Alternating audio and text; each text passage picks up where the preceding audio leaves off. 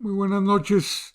Es lunes, es 27 de septiembre y los mexicanos celebramos los 200 años de la entrada del ejército trigarante a la Ciudad de México, encabezados por Agustín de Iturbide y Vicente Guerrero. Es una fecha que se considera consumación de la independencia. Los mexicanos, pues, tenemos esa celebración que no debe pasar desapercibida. Bueno, le adelanto que la librería El Árbol tiene a su disposición La Serpiente Emplumada. Es referido a la religión de los aztecas. Y en el COVID, Zacatecas registra en las últimas 24 horas 93 contagios en 3 días. Esta es una noticia que alivia. Entre sábado, domingo y lunes se produjeron 96 contagios. Entre los nuevos hay una niña de 6 meses de edad, de ojo caliente. Y en cuanto a fallecidos, también en los 3 días se reportan 9 fallecidos, 5 hombres y 4 mujeres, con lo cual hemos perdido a 3.358 zacatecanos víctimas de este virus, ¿verdad? Solo uno de los 9 no tenía ninguna otra enfermedad.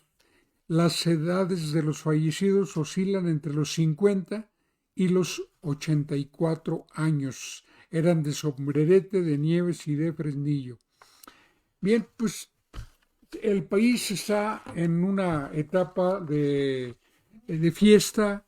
Hoy se recibió una carta del Papa Francisco en donde pues se da un bello mensaje celebratorio. Él es latinoamericano, no lo olvidemos, él es argentino y evidentemente que sus emociones sociales, emociones cívicas están modeladas por su condición de latinoamericano.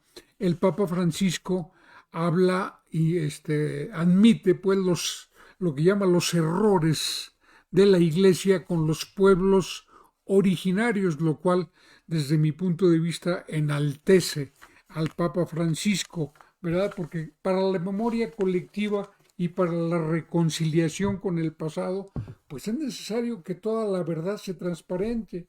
Y la verdad es que pues el clero se prestó a muchas canalladas en este país, pero a muchísimas.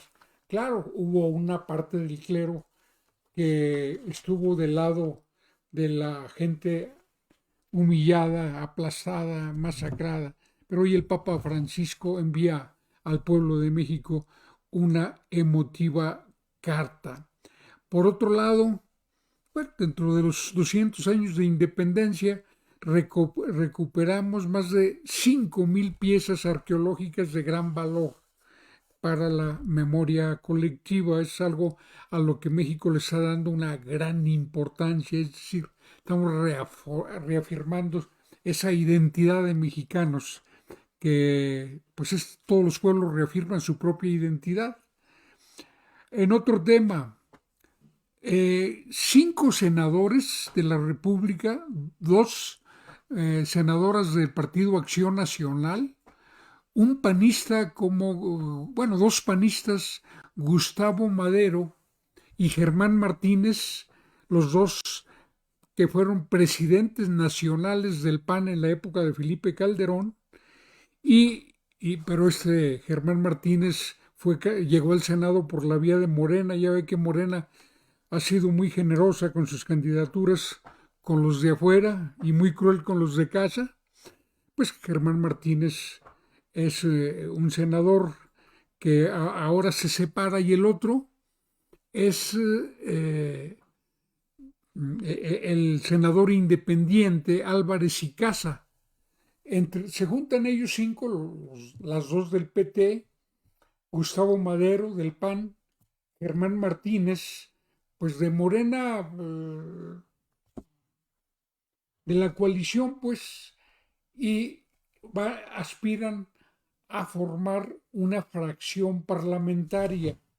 Será un encuentro de disidentes quién sabe, puede tratarse de una maniobra política. Así se la gasta nuestra clase política, que está totalmente llena del sentido de lealtad elemental con los ciudadanos, sentido de lealtad elemental con los que lo postulan, con los miembros de los partidos que lo postulan, sentido de lealtad elemental con el pueblo mexicano, ¿no? Es que les da lo mismo acostarse de izquierda y amanecerse de derecha o viceversa. Así es que no sabemos de qué se trata todavía esta maniobra en el Senado, donde ya se anuncia la solicitud de una nueva fracción parlamentaria. Creo que pues, no van a tener mucho problema porque cumplen el requisito. Está muy irregular, muy vulnerada la normatividad interna, porque el PRD tiene fracción y tiene solamente 3 senadores. Es una anomalía tolerada por negociaciones políticas. La ley no debiera negociarse, pero se negocia. Así es que esperemos a ver qué hay con este anuncio que se está en estos momentos dando a conocer. En otro tema, ayer tomó posesión el nuevo gobernador de San Luis Potosí. Lo hizo en una circunstancia, pues que en mi opinión habla muy mal de la etapa que estamos viviendo. Todavía no tenemos garantías de que vayamos triunfando contra la impunidad. ¿Por qué se lo digo? Porque el nuevo gobernador de Zacatecas, junto con su señor padre y hermanas y parientes, tiene una seria acusación de parte de la Unidad de Inteligencia Financiera por lavado de dinero, por una serie de manejos relacionados en la presidencia municipal de Graciano Sánchez y de San Luis Potosí. Son municipios conurbados prácticamente. Y padre e hijo, el señor Gallardo, han sido presidentes municipales y comparten acusación pues, de parte de una instancia que ha ganado enorme credibilidad en la lucha contra la corrupción, la que encabeza Santiago Nieto. Pero ¿qué cree? La Fiscalía General de la República no ha dicho, ni la judicializa, ni lo exonera, pero ya le dio la oportunidad de tener fuero por 6 años. Ya ve el viacrucis que se tiene que vivir para quitarle a alguien el fuero. Entonces, pues esa es la nota que está dominando en esa dirección. No es el primer caso. Aquí este es el candidato del Partido Verde Ecologista, fue el que lo postuló. Era originalmente perredista, luego quiso ser candidato por Morena. La gente de Morena de San Luis Potosí se rebeló, pero lo metieron por el Partido Verde Ecologista. Y así es como llega con el impulso del PT y del Partido Verde Ecologista. El caso también de Samuel García en Nuevo León, señalado por nexos con hechos de lavado de dinero, investigado, no tuvo ningún problema. Tampoco tuvo problema la ahora gobernadora de Chihuahua, que tenía un proceso penal en curso, con una carpeta ya judicializada. No hay problema, llegó a gobernadora, le dieron el fuero y luego le retiraron los cargos. Este país todavía tiene muchas batallas que dar en contra de la podredumbre y a favor de la claridad. Quedan cosas muy pendientes todavía y no podemos dejar de señalarlo. Hoy le voy a transmitir una entrevista que yo valoro de gran interés periodístico que celebró, que otorgó Miguel Alonso a un medio zacatecano, ¿verdad? Y que le voy a transmitir con triple R de Paco Reynoso. Lo considero de un gran valor periodístico y le voy a decir por qué a la hora de presentarla. También hoy tuvo lugar un muy afortunado evento, juzgo yo, el senador José Narro Céspedes convocó a un foro analítico del tema del presupuesto y acudió como invitado estelar el ex diputado federal y ex presidente de la Comisión de Presupuesto, Alfonso Ramírez Cuellar, zacatecano él, y lo acompañaron académicos que hicieron una muy valiosa exposición del tema. Yo creo el propio senador Narro aportó muy valiosos elementos en su intervención inicial y pues ahí concurrieron varios, ¿verdad?, a hacer su exposición. Raúl Robles Soto, estuvo también Miguel Moctezuma, ambos son connotados académicos de la Universidad Autónoma de Zacatecas. Estuvo también el diputado José Luis Figueroa, estuvo también el director de desarrollo de la universidad, es un apasionado polemista de buen nivel académico, y entre todos hicieron sus aportes. Quedó muy claro, pues, que están muy, es decir, cuando uno escucha hablar a la gente informada y recuerda lo que están posicionando los actores políticos, diputados, senadores locales y actores locales y federales zacatecanos, uno se da cuenta de la enorme pobreza argumental, de la distancia que hay entre el tema y cómo se habla con desconocimiento del tema, ¿no? Hicieron exposiciones muy valiosas. Quiero rescatar lo que dice, nomás hoy por no Miguel Moctezuma dejó muy claro que hay tres variables fundamentales que le fallan a los zacatecanos. El Producto Interno Bruto con el que participamos, el crecimiento de la población. En los últimos años, solo Amalia García, impulsar su crecimiento en 2 décimas. Nosotros no rebasamos el 1% del Producto Interno Bruto anual. Y solamente avanzó con Amalia García en 2 décimas. Pero ese avance solo fue en su sexenio. En los posteriores ya no se produce ningún avance, entonces siempre estamos entre el 98 y el 99% más o menos del Producto Interno Bruto. Es decir, menos entre el 0,98 y 0,99, es decir, ni un punto del Producto Interno Bruto. Y el dato que yo no tenía presente, que me impresionó de Miguel Moctezuma, es de que el promedio de crecimiento de la población en México, que es otro dato fundamental para la asignación presupuestal, es el ritmo de crecimiento de la población de promedio de México es 5 veces más que el de Zacatecas. Entonces, no crecemos. Y la eficiencia en la recaudación local, o sea, particularmente lo referido al impuesto predial y los derechos locales por los suelos. ¿Verdad? Y nos desgarramos las vestiduras porque nos trata injustamente la federación.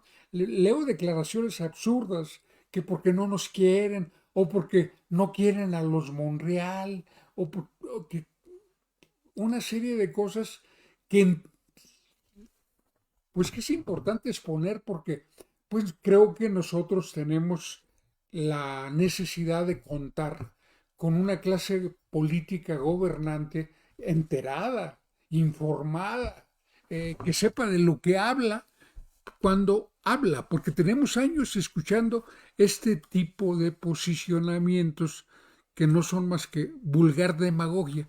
¿De qué le sirve, con todo respeto a todo el mundo, que no cobre el sueldo el gobernador o la senadora o el diputado Gerardo Ramírez? Perdón, esa es la manera de solidarizarse con la situación de los maestros o de la carencia presupuestal, creo que es muy importante reclamar como sociedad que los que, pues que se empapen del tema, que le dediquen, eh, pues que le echen tiempo a leer documentos farragosos, a estudiar las leyes, a conocer todo, para que no quieran salir del paso con simplismos con los que expresan sus posturas, todos amando a Zacatecas y también los dirigentes partidistas. Es muy importante, no se trata de ser especialistas, no se trata de que sean los grandes académicos, no, se trata de que estén informados sobre lo que les corresponde estar informados. Y desde luego eso también, en ese esfuerzo debemos estar también los que participamos en el periodismo, en la comunicación, que tenemos columnas, que tenemos... Creo que hay que hacer un gran esfuerzo, pero hoy sí yo quiero saludar esa experiencia, esa iniciativa del senador Narro Céspedes. Creo que es una buena iniciativa, solamente que aquí registro un dato. Solamente fue el diputado local José Luis Figueroa. Hubiera sido muy útil que estuvieran los 30 diputados. Y él tuvo que retirarse, no participó, porque simultáneamente fue convocada la sesión para escuchar el informe constitucional del Poder Judicial que rindió su titular, y que en la Constitución está que debe ser, rendir ante la representación popular cada 27 de septiembre. Un buen informe y bueno, lástima que fuera opacado por los acontecimientos. La protesta del movimiento magisterial se está llevando toda la atención de Zacatecas. Quiero decir que hoy esa protesta terminó empañando la celebración en Zacatecas del inicio de la Semana Nacional de la Transparencia, que por auspicios de Julieta del Río, consejera nacional del INAI, se celebró en Zacatecas. Acudió la gente inconforme al Palacio de Convenciones, donde tuvo lugar, pero tuvieron que andar a salto de sede, porque instalaron también cámaras, instalaron preparativos tanto en el Centro Platero como en el auditorio del Consejo Nacional de Ciencia y Tecnología, como una manera de, pues de desorientar, de mandar a la protesta por otro lado para que no se concentrara en el lugar. Pero evidentemente que fue, pues la verdad sí, no salió ileso el evento, vamos. Y creo que la protesta social pues mandó el mensaje de inconformidad contundente tanto ante los visitantes nacionales que acudían al inicio de esta semana, que los imaginamos de todo el país, porque es un evento de carácter nacional. Imaginamos que están todas las instancias de transparencia de los 32 estados, además de la élite del INAI, y pues se llevaron un mensaje. Creo que para todos fue muy claro que en Zacatecas hay una gran inconformidad que se puso de manifiesto. Y bueno, a esto queremos añadirle que acudieron a nosotros fuentes en las que nosotros damos total crédito para darnos a conocer que además lo que hoy publiqué la primera semana, que desde el 31 de agosto de este año se pudo haber arreglado que llegar a la quincena con los fondos suficientes para que no faltara ningún pago, por ese encuentro que tuvieron en la Secretaría de Hacienda el gobernador electo y Ricardo Olivares, el secretario de Finanzas en vigencia. También quiero decirle, pues que desde el 21 de agosto llegó aquí a las instancias correspondientes la autorización para que paguen, ¿sí? Me hacen llegar, bueno, fuentes de vamos, confiables, ¿verdad? Conforme al hecho de los que guardo reserva, pero que están muy desconcertados con las órdenes que reciben. Nos dicen, la ruta para obtener apoyo extraordinario de la Federación para el pago de la nómina educativa es un proceso claro, estándar, establecido con precisión y que tiene varios pasos. 1. Gestión ante la Secretaría de Hacienda y Crédito Público. 2. Gestión entre la Secretaría de Hacienda, Crédito Público y Secretaría de Educación Pública. La carta de anuncio para realización de convenio para la entrega de apoyo financiero extraordinario no regularizable a través del programa presupuestario UO 80 dentro del ejercicio fiscal del año. 4. El convenio, los documentos necesarios para su soporte y recolección de firmas, que es de secretario de Finanzas, el de Educación y del gobernador, puede llevar menos de 24 horas. Pero ojo, aquí falta secretario de Educación en Zacatecas. Está el de Finanzas, pero no está el de Educación. 5. Un propio de Secretaría de Finanzas se traslada a la SEP, lo presenta, lo validan y la erradicación del recurso del gobierno federal al estatal ocurre en menos de 24 horas. 6. Dispersión de nómina al magisterio de un teclazo una vez que se tiene el recurso en Zacatecas. Es decir, está todo ya para que nada más se oprima una tecla y se dispersa todo ese dinero. Los puntos 3, 4, 5 y 6 ocurren en menos de 24 horas. Los equipos saben cómo hacerlo porque es tarea muy cotidiana. Ahora la carta del anuncio del apoyo por 170 millones se tiene desde el 21, ¿sí? O sea, la carta del anuncio del apoyo y la indicación del gobernador fue: no se haga el trámite, debemos resolver a fondo, no por quincenas. Y aquí tengo pues este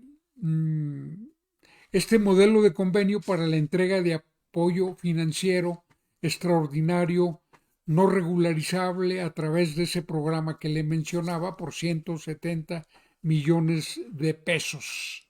¿Sí? Esto pues debe quedar muy claro que el documento completo se lo estamos compartiendo. Esto nos empieza a preocupar porque se está utilizando la necesidad de la gente. Hoy el gobernador del estado anda acompañado de los líderes sindicales en sus periplo por la Ciudad de México. No sabemos si van al mismo lado. Los líderes sindicales hoy se entrevistaron con Rafael Flores, que es funcionario de Educación Pública, y el gobernador da a conocer su entrevista con el secretario de Gobernación, pero todavía hoy no hay nada de nada. ¿Sí? Y yo insisto, un problema no resuelto, además de crecer, genera problemas que no existen hoy. Y lamento mucho decirlo, pero es una convicción. Hubo 3 muertes en la comunidad de Martínez Domínguez, 3 asesinados, y en la colonia Villavista hubo otros 2 ejecutados. Y la fuerza pública cuidando manifestaciones, hoy cuidando el centro de convenciones de los maestros, de los trabajadores del ISTESAC. Esa fuerza pública no debería ser distraída para estar pendiente de la protesta social de los ciudadanos, debería estar concentrada en garantizarle a los zacatecanos la tranquilidad perdida. Por eso creo que pagar ya y completar el equipo de gobierno ya, pues es una necesidad que yo no entiendo por qué no se satisface. De veras, no estoy entendiendo yo la lógica de esto. Ahora, en otro tema, creo que el pueblo mexicano y todos y en la dimensión estatal y municipal, debemos prevenirnos en contra de un fenómeno, de un comportamiento que ha sido característico de la vida de México durante muchas décadas, muchos años, el pacto de impunidad. El que entra le tapa al de afuera y va a ser tapado por el nuevo que va a entrar, se avientan acusaciones, pero siempre se simula combatirlas, pero se cometen equivocaciones deliberadas para que no procedan, o a veces ni pasa de los periódicos. Y al que entra le toca hablar, y al que sale le toca aguantar callado. Esa ha sido la regla de oro de los pactos de impunidad en México y en Zacatecas, desde luego. Alguien a quien yo le reprocho mucho su prolongado silencio. Bueno, todos los gobernadores tratan de no meterse en problemas, de no hacer declaraciones que molesten al gobernante en turno, pero no entienden que la información que ellos poseen gracias a que fueron gobernantes es información que es patrimonio público, no es información privada. La información es un bien público y no tienen derecho a guardársela. Esa es mi convicción democrática. En ese sentido, todos los gobernadores creo que no deben confundir la prudencia con el silencio que le regatea información a la sociedad. Y en ese sentido, yo he escrito reprochando mucho el silencio de los exgobernadores, particularmente de Miguel Alonso.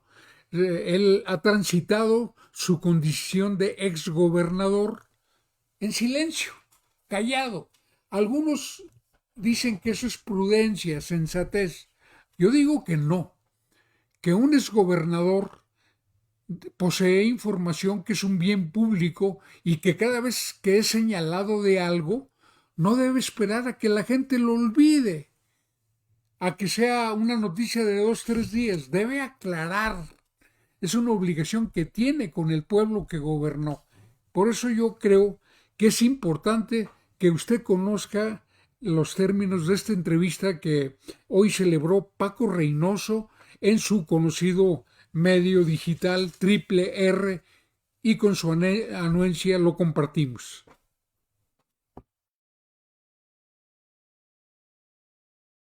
Soy Francisco Reynoso Don Run Run. Saludamos a quienes nos escuchan y nos siguen en Chicago, en Los Ángeles y en gran parte de nuestra república. Hoy inicia la tercera semana de la nueva gobernanza. Las cosas en Zacatecas, amigos, están del cocol. El gobierno de David Monreal acusa a los neoliberales de corruptos y rateros, y estos, en respuesta, lo acusan a él de inepto e incapaz. El meollo de la crisis es el incumplimiento en el pago de salarios a maestros y jubilados del ISTESAC. Algunos de los que se señalan como responsables, quizá el principal, es el exgobernador Miguel Alonso. Y justo con él platicamos para conocer su versión de los hechos. Estimado exgobernador, a efecto de conocer su versión sobre este asunto, díganos qué responde. ¿Se le responsabiliza de no haber incorporado a 6,000 maestros estatales al fondo para la nómina educativa. Amigo querido, ¿cómo estás? Me da mucho gusto saludarte. Qué bueno que me das esta oportunidad, mi querido Paco, de comentarte, y también va de paso, pues esto que se ha estado diciendo, que es algo pues completamente ajeno a la realidad del 2015, que no se hicieron la solicitud o la gestión para que se incorporara al FONE la nómina de los maestros estatales. Eso es totalmente falso. Fue una gestión intensa la que realizamos, que yo encabecé ante Hacienda, ante la SEP, ante el propio presidente de la República. En su momento se lo planteamos varias veces, los gobernadores, yo mismo, le enviamos escritos a Hacienda, a la SEP, infinidad de reuniones en la Ciudad de México, ante la Secretaría de Educación Pública, a través de la Comisión de Educación de la CONAGO. Tuvimos múltiples reuniones donde yo estuve y todos los estados, Paco, estuvimos en esa intención de que nos absorbieran la nómina de los maestros estatales, cosa que no sucedió. O sea, eso es falso, de que solamente Zacatecas quedó excluido. La mayor parte, sino que todos los estados de la República que planteamos este tema, una problemática histórica, te hablo de Michoacán, de Durango, Estado de México, San Luis Potosí, Zacatecas, ninguno lo logramos. Y no fue un asunto de una mala gestión, sino de que la propia Secretaría de Hacienda y la Secretaría de Educación Pública nos dijeron pues que no había recurso económico ni presupuesto que alcanzara para asumir esos compromisos financieros tan altos de un solo golpe, ¿verdad? Y además un elemento de peso en esta negociación del 2014-15 fue que la incompatibilidad en el asunto del régimen de seguridad social de los maestros estatales de Zacatecas, porque, pues, como tú bien lo sabes, mi querido Paco, durante el sexenio 98, 2004, 2010, pues se dieron más de 90 días de aguinaldo, compensaciones, bonos, una serie de compromisos muy altos derivado de la doble negociación con el CENTE federal y con el CENTE en México y con la sección 58-34 en Zacatecas, que desde luego pues eran planteamientos legítimos de los maestros, pero pues se otorgaron este tipo de concesiones, de acuerdos, pues sin que hubiera una previsión financiera de futuro, sin que hubiera sustento económico. Ese es el origen del problema. O sea, el verlo simplemente que no se hizo un trámite es una visión absolutamente reduccionista del tema. No es así, es falso, y además no dependía de una solicitud. Te digo, hubo multiplicidad de encuentros, de reuniones, y te decía la incompatibilidad de criterios, porque en una eventualidad de que el gobierno federal asumiera la nómina estatal, significaba pues que perdieran muchas de las prestaciones los maestros estatales al tener que abandonar el régimen de seguridad social a través del ISSSTE-SAC y solamente hacerlo a través del IMSS o del ISSSTE, cosa que en su momento pues no estuvieron de acuerdo los sindicatos ni nadie, pues, porque perdían gran parte de lo que habían conseguido a lo largo de muchos años. Entonces, digamos, fue imposible lograrlo. No solamente para Zacatecas, sino en estados con condiciones similares a las de Zacatecas tampoco lograron que se asimilara o se absorbiera la nómina del estado de Zacatecas. Es absolutamente una mentira el que se haya o se esté señalando por algunos actores y el que no se hicieron los trámites como si hubiera dependido de un simple oficio, ¿verdad? Hubo muchas reuniones, encuentros, planteamientos al más alto nivel que yo encabecé, la Secretaría de Educación de Zacatecas, Finanzas, hicimos todo el esfuerzo, pero no solo Zacatecas lo logró, sino ningún estado de la República logró en condiciones similares a las de Zacatecas eso, y además pues no daba para que con el nuevo régimen pues los maestros estatales se vieran beneficiados de una posible absorción por parte del FONE de la nómina estatal. El gobernador Miguel Alonso, usted recurrió a contratar deuda pública para pagar salarios del magisterio. Actualmente esa estrategia es ilegal. Mucho se le ha criticado por esa decisión que en sus tiempos, tengo entendido, era una práctica usual y permitida. ¿Qué nos explica? Efectivamente, tuvimos que recurrir a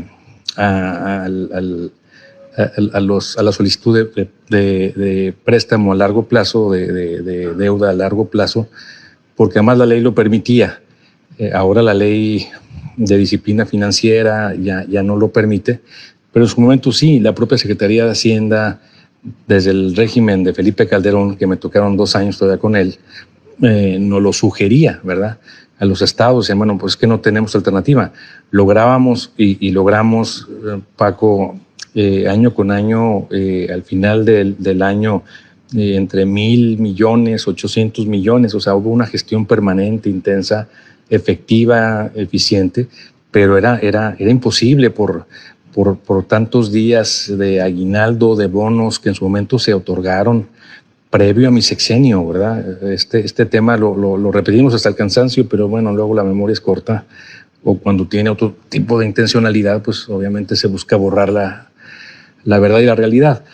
Y entonces en su momento se hizo una reestructura financiera de fondo, donde por un lado eran estos adeudos de la nómina educativa, pero también, Paco, pues de este enorme peso que significaba el PPS de ciudad gobierno.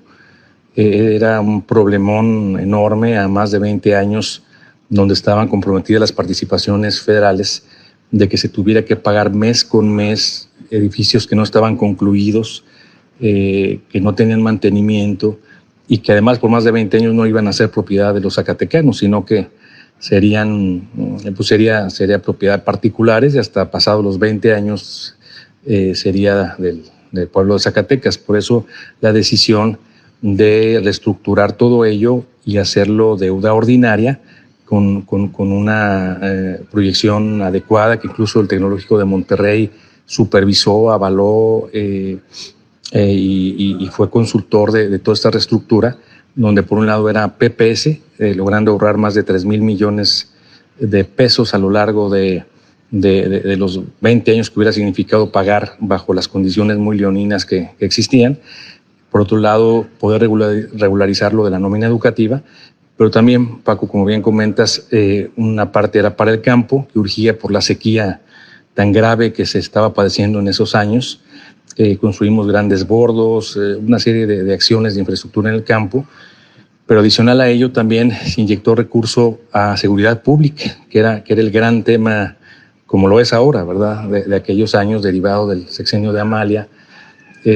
Tuvimos que hacer una inversión importante que ahí está reflejada, el cuartel militar de Fresnillo, el batallón militar de Fresnillo, la CINE, la compañía de infantería en Jalpa, las UNICES, crecimos de 200 a 1,000 policías estatales, se les equipó, se compraron vehículos blindados.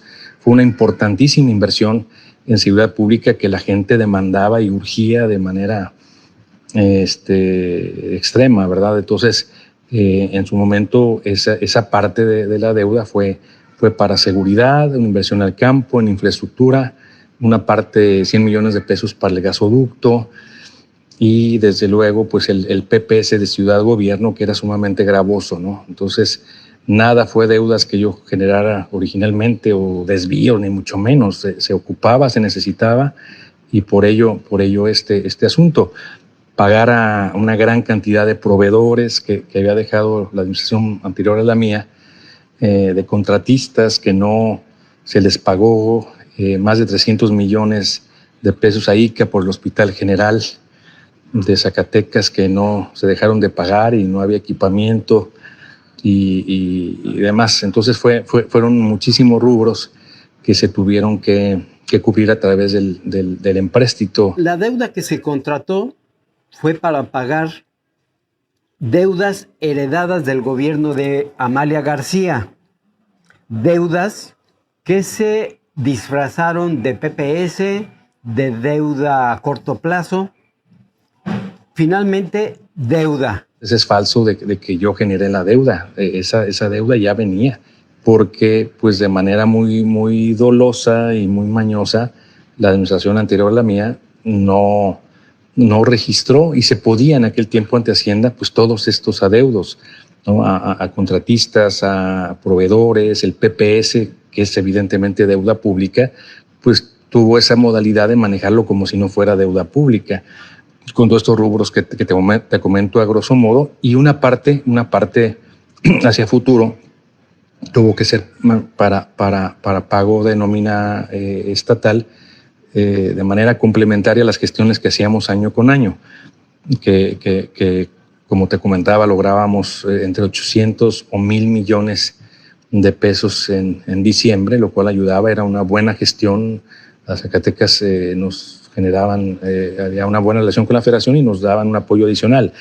Otros estados, pongo el ejemplo de Durango, San Luis Potosí, con quien tenía yo una relación permanente, cercana, pues les daban 500, 600 millones, con nosotros incluso hasta 1,000 millones llegaron ya a apoyarnos ya en el gobierno de Peña Nieto. Entonces, pero aún así pues era insuficiente por pues todos estos compromisos financieros asumidos bastantes años anteriores a mi gobierno. Exgobernador, muchas gracias. Ahí tienen ustedes, amigos, la otra.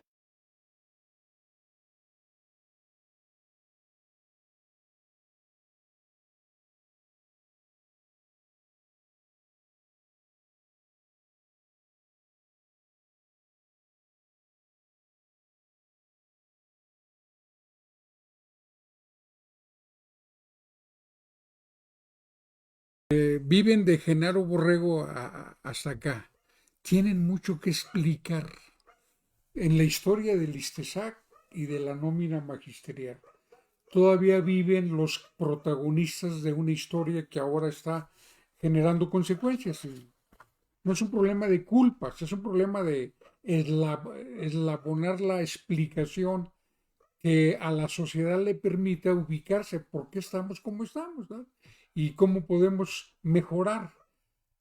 El asunto de la descentralización educativa concebida por Salinas de Gortari le acarreó serios problemas al estado de Zacatecas en el renglón de salud y en el renglón de la educación. En el renglón de la educación porque no se pudo incorporar la nómina del gobierno del estado en materia educativa, una nómina que es resultado del compromiso local con la educación, o sea, no lo generaron intenciones perversas, simple y sencillamente. Durante mucho tiempo eran los gobiernos locales los que no estaban esperando a entrar en el plan del gobierno federal para crear alternativas de educación. Le pongo el ejemplo, la primera secundaria federal que tuvimos los zacatecanos fue la Jesús González Ortega, que está a espaldas del Museo Pedro Coronel, de donde muchos somos egresados. La primera. Antes solamente había la secundaria del Instituto de Ciencias y las demás eran secundarias privadas. Había escuelas por cooperación, escuelas nocturnas. Estamos hablando de los 60.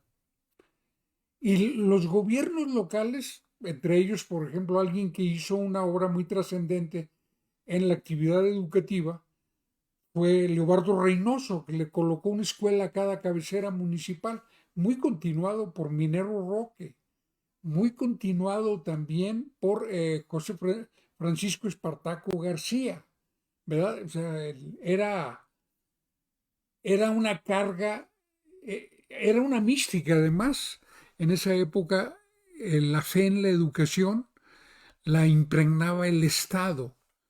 El Estado era un Estado que valoraba mucho la educación y a los ciudadanos nos hacía valorar mucho la educación.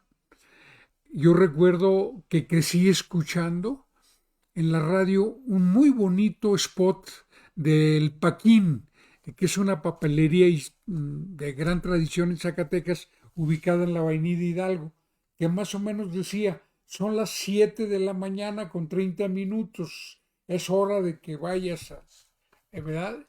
Este, es, estudia con esmero y para que mañana seas un hombre de provecho. Daban un mensaje que se nos fijaba, lo escuchábamos los niños una y otra vez. Creo que somos hijos de gente que dio mucha importancia a la educación. Es mi experiencia personal. Mis padres tuvieron una escasa instrucción, pero muy comprometidos con que sus hijos saliéramos adelante estudiando una profesión. Era mística. Y claro que mucho de ese esfuerzo se canalizó con el apoyo local a la escuela, ¿sí? De repente creció esto, en el apoyo a la actividad educativa se crea el ISTESAC, va pasando el tiempo, llega el momento en donde con Salinas de Gortari se descentralizan los servicios y creo que Zacatecas no pudo federalizar su nómina ya en ese momento porque había diferencias. O seguramente el licenciado Romo Gutiérrez tiene una explicación al respecto. O el ingeniero Esaú Hernández, que era secretario de Educación en ese momento. Luego hubo otra oportunidad con Miguel Alonso. Ahora ya conocemos su versión de por qué no se pudo hacer la famosa federalización de la nómina. Pero de esta conversación derivan muchas cosas. Y bueno, yo creo que si nosotros consideramos que la información que tienen los exgobernadores es un bien público y que es útil para que no existan pactos de impunidad, pues que todos los gobernadores digan su verdad. La mayor parte de los hechos, en caso de implicar conductas administrativas o penales punibles, ¿sí?, ya prescribieron, ya ni siquiera estarían exponiendo absolutamente nada. Pero comunicarían verdades que le permitirían al pueblo tener claridad sobre lo que ha sucedido y tener claridad sobre lo que debemos apoyar para que lo que haya que corregirse se corrija, lo que haya que prevenir se prevenga. Esto es democracia informativa. Y en ese contexto, pues yo quiero saludar una propuesta que yo juzgo muy pertinente. El diputado local Ernesto González Romo se pronunció con un punto de acuerdo para crear una comisión de la verdad, de la plural. A mí me parece que la situación le está dando la razón a la iniciativa del diputado Ernesto González Romo.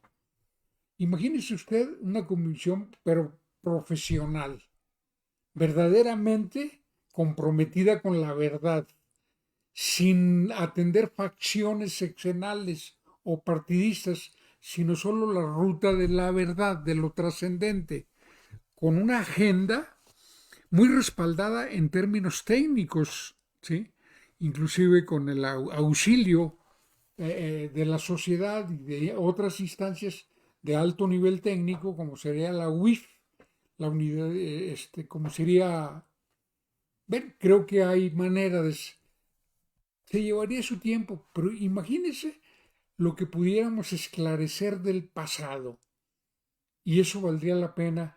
Yo valoro ahora mucho la propuesta del diputado González Romo y la saludo como una propuesta imaginativa que bien valdría la pena que no se fuera a la congeladora, como sucede con los puntos de acuerdo y con las iniciativas de ley, con una frecuencia inusitada. Y bueno, sobre todo eso debemos abordar, pero creo que se están presentando elementos en lo que vamos a poder juzgar. Mire, hay muchos cambios que mucha gente no asimila, que ni los mismos medios asimilamos. Siempre se están cambiando leyes. La dinámica legislativa siempre está evolucionando el marco jurídico, político, administrativo, diario. Lo que ahorita está prohibido antes era permitido. Ahí está el tema de la deuda, ¿sí? Eso es algo muy frecuente. La realidad avanza mucho, la necesidad de actualizar leyes es permanente, por eso existe el poder legislativo, pero generalmente el político está en el pasado, piensa que lo que ahorita ha valido siempre y que lo que antes se valía todavía se sigue valiendo. Y es ahí donde veo muy atrasada a nuestra clase política. Una clase política que anda tratando de hacer gestiones y gestiones.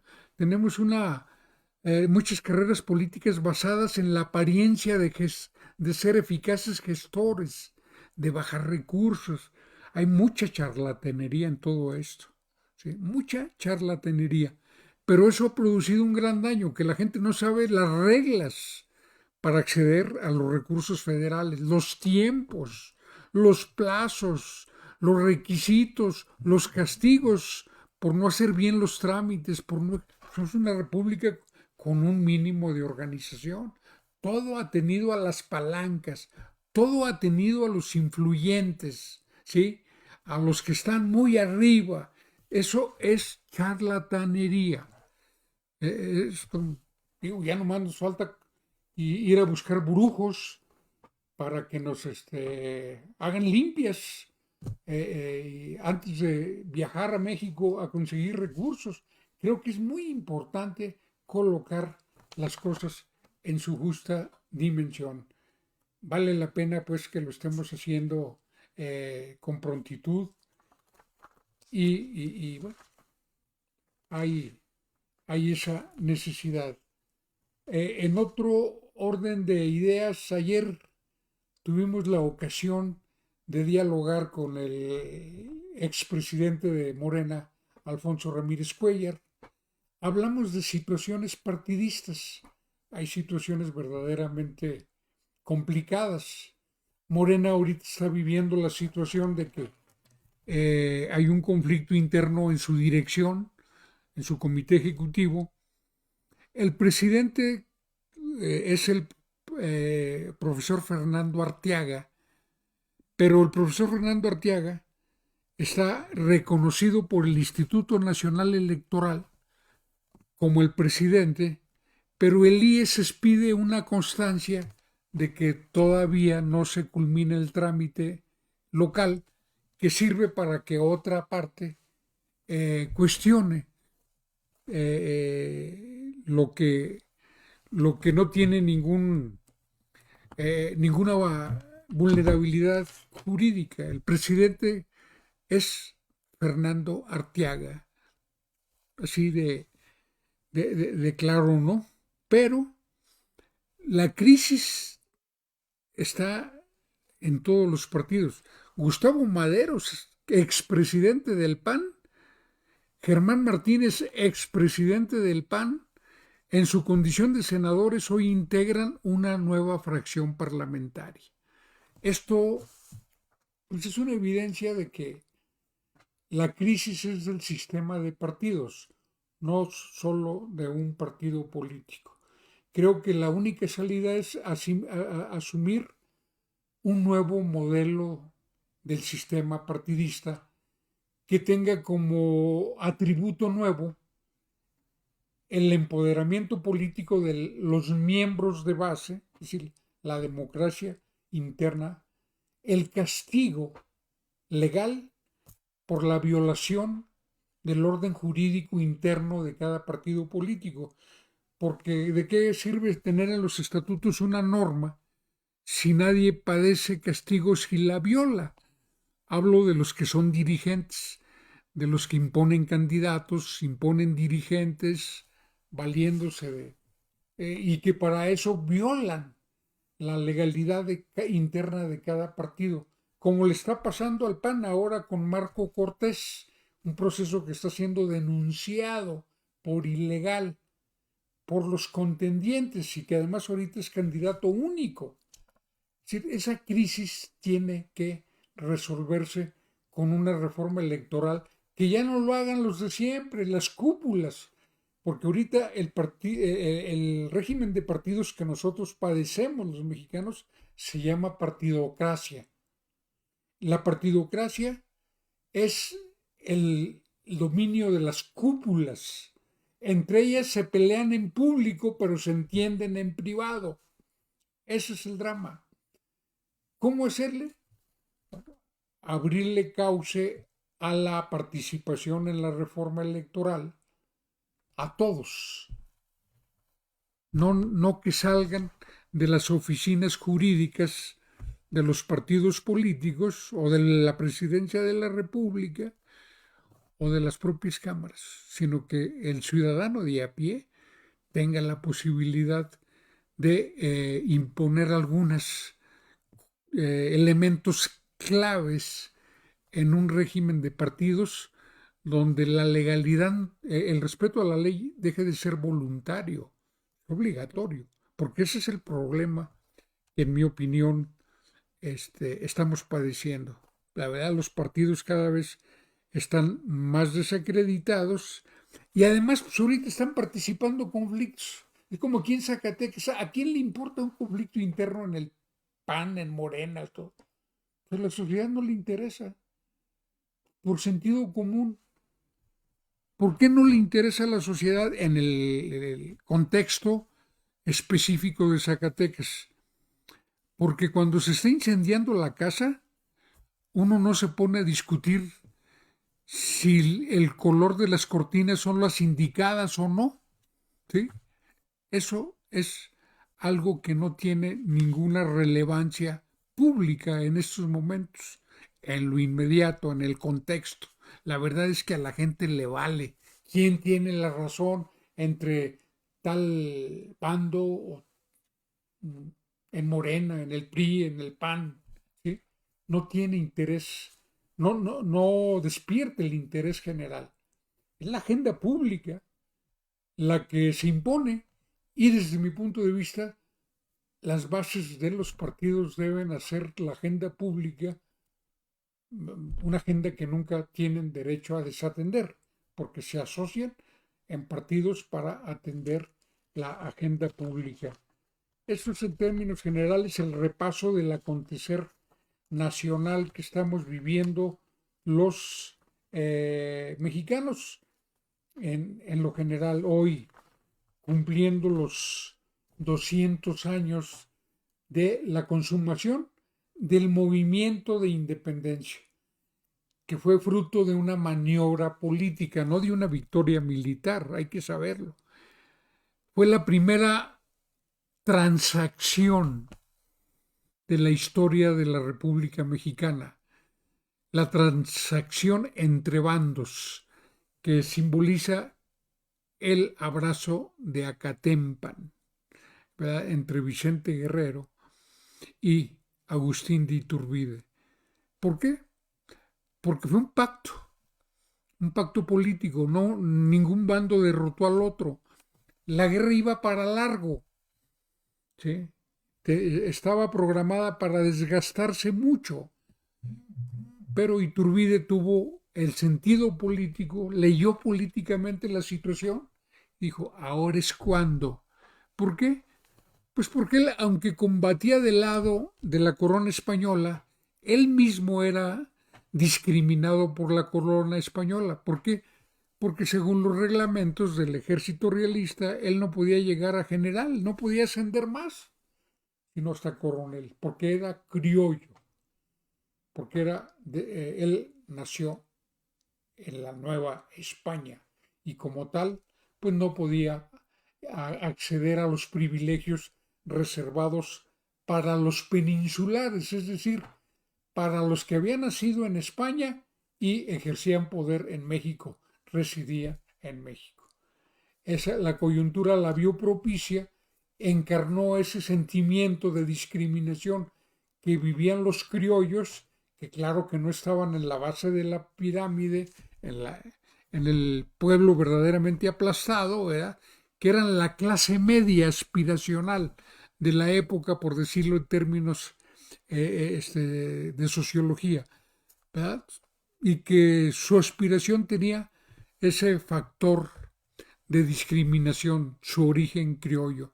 Bueno, pues hoy cumplimos 200 años, nuestra historia pues debe ser motivo de mucha difusión, de mucha discusión, de mucho análisis, pero también debe inspirarnos mucho orgullo, porque la nación mexicana es una gran obra humana, es una proeza social, histórica, de muchas generaciones de mexicanos, y tiene muchas fortalezas y muchos motivos de orgullo, y discutir la historia con compasión pero con respeto es algo fundamental, y la historia debe llegar a los medios de comunicación, porque pues sabemos más de lo que pasa en los Estados Unidos y del pasado norteamericano que lo que pasa en México.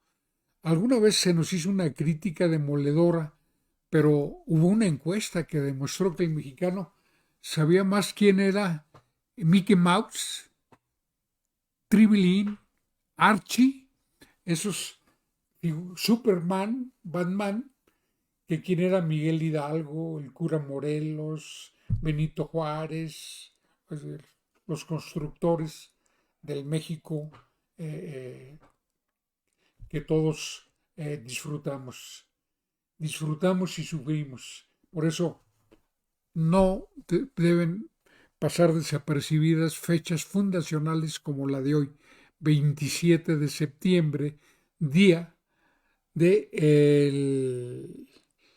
la entrada del Ejército de las Tres Garantías a la Ciudad de México, que selló el pacto político con que nació México a la vida independiente. Gracias por todo. Mañana estaremos hablando en vivo y en directo.